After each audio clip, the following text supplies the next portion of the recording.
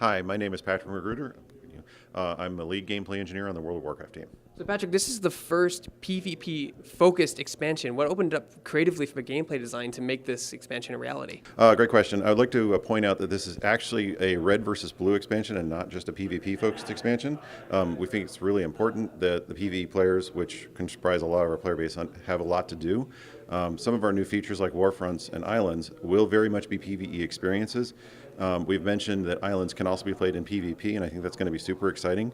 Small 3v3 content, competing over the resource Azerite to try and race to collect as much Azerite as you can, as fast as you can on these what I think of as semi-procedurally generated islands.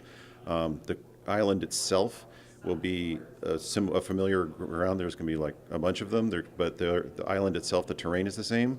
But what will change is like one time there'll be a pirate ship crashed with undead pirates and Mogu who've been there, and then the next time you go there, it's a crashed Zeppelin, or there's a cave with a quest giver, and there's a town of friendly orcs who want to trade for their Azerite. Who knows what you're going to find? The point is, get there and get their Azerite as fast as you can.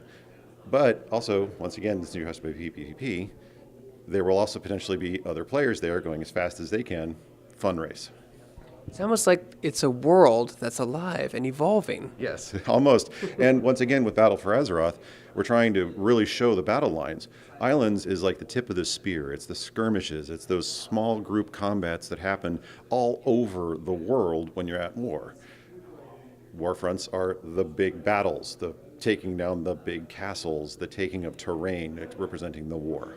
So this is actually the first time, in an expansion where the Horde and Alliance are literally at war with each other, because the other expansions they've been loosely bonding together to fight a common enemy. But this is the first time there is no common enemy. It's just them. That's correct. In previous expansions, a lot of times there was a little bit of setup, like in Pandaria. The Orcs and the Alliance and Horde were fighting at the beginning, but that was mostly, there was some setup to get to the Shah and explore the land of Pandaria, and the story became about Pandaria. This time around, well, we just beat the Burning Crusade. We burnt the Burning Legion. Now what? Well, there's this Azerite. Suddenly this new resource appears, super powerful resource. Everybody wants it, and of course war breaks out, and they're fighting over Azerite. I really love the visual stuff you guys have added in this expansion, because last BlizzCon it was Arthas and it was Varian and Sylvanas fighting together, and now it's his son and Sylvanas fighting each other, and all the artwork we've seen around the convention.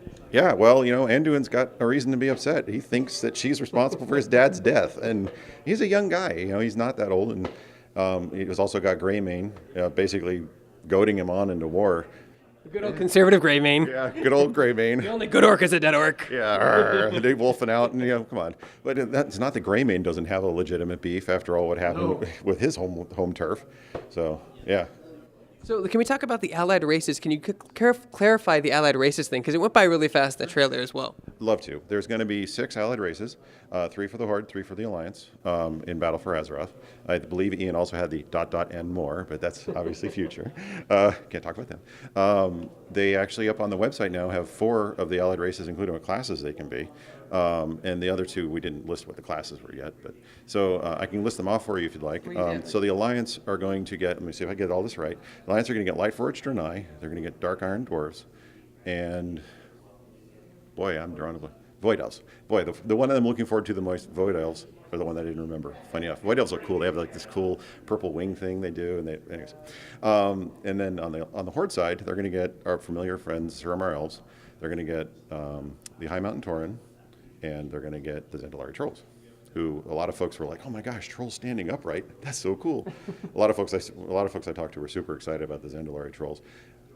The thing that's different about them is these are not going to be character races you start at level 1. You'll start them at level 20 because they're a little more advanced, and you'll have some intro quests that you'll do with them, and then you'll end up like either in Stormwind or Orgrimmar. The other thing that's interesting is with previous races, you would just, like with Pandarans, when you buy the expansion, you get the Pandaren. This time around, you buy the expansion, you'll get the opportunity to go and earn all of these races through in-game storytelling to explain why are they joining the Horde, why are they joining the Alliance. Because I imagine there's going to be some folks who are like, I did all this work in Suramar, my Suramar faction is excellent, I'm an Alliance player, why are these elves going with the Horde? There's a good reason, there's a story. So talk a little about this is the first time we're visiting these continents in World of Warcraft, especially the Alliance Island is Jaina's home island, I believe. Yes, Kultiris. That's where she's from. Jaina Proudmoore. One of the leaders of the Kultirans is her mom. I don't remember her first name, but it's a Proudmoore. Her father was a Proudmoore. So she's going to be coming home. Jaina's going to be part of that storyline for sure. Obviously, we have heard of Zandalar because we've all heard of Zandalari trolls, but it's the first opportunity to really go there. Neither one of those islands are in terribly great shape because of the sundering and a bunch of internal politics and all that kind of such. There's a lot of story to be told there. I'm super looking forward to seeing it. So if you had to wave a banner on the battlefield, which faction would it be and why? Well, okay, I'm probably not supposed to say this, but I'm an Alliance player for the most part, but I have played a lot of Horde. I would probably go blue, but you know what? At Blizzard, everybody plays everything, and I would say the representation is super even. When does this expansion come out, Patrick? I can't wait to play it. Sometime in 2018, soon. Soon. But 2018.